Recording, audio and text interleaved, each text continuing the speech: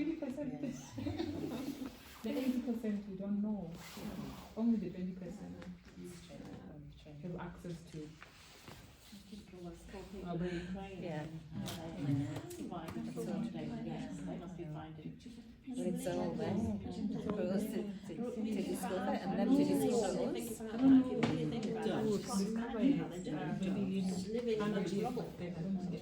Not just in Ukraine, other places. No, How do they survive? They have to be getting some inner strength from somewhere. There's a book that was written a few years ago by Christopher Reeve. You know, who was super good. And he had that terrible accident and he ended up being paraplegic. And he wrote this book which I found amazing, in which he talked about happiness is relative. And after he had that accident, he found himself, and he'd gone from being the most successful film star with everything on his plate to being a paraplegic. And he said immediately afterwards he was miserable, suicidal, just felt like dying. And then he realised after a while that he was just as happy as he ever was before.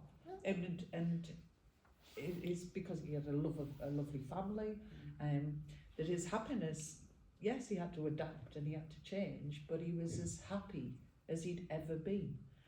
Because that's about, you know, happiness is relative to the situation that you're in, and that's the inner strength. And I think this is about how you find your inner strength, and that's the question, isn't it? How on earth do you find your inner strength when you're paraplegic and your whole life's being devastated, and you're in Ukraine and your whole life's being devastated? But the fact is, you do.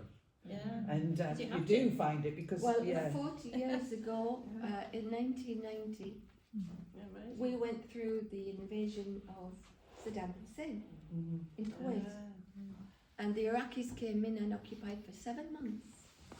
Now this arrogant, spoiled, rich, pampered nation of only 1 million people had to pull together, didn't they? And they had to survive. They had to bake bread. They had to empty their own dustbins. They had to, you know, make ends meet luxuriously, I call it. But they did it. The ones that stayed. Most people left. But it's just a situation that you're thrown together. You've got no other choice. And I remember after the invasion, when they were liberated, everybody was in London, like me, I was too, marching in the streets, free Kuwait, and everybody was wearing training suits.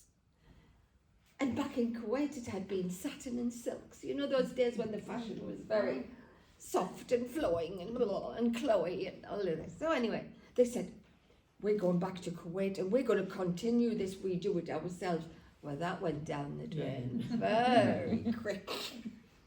It didn't last. But while they were desperate, while they were being tortured, you know, the resistance were, in all fairness, they were badly tortured and murdered. But in that period, they were locked in because it took the world 7 months to get to them.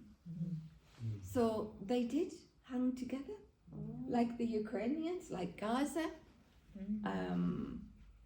Strength and unity, I guess. I was going to say they found the strength by being together as one. We're all in it together. It's interesting.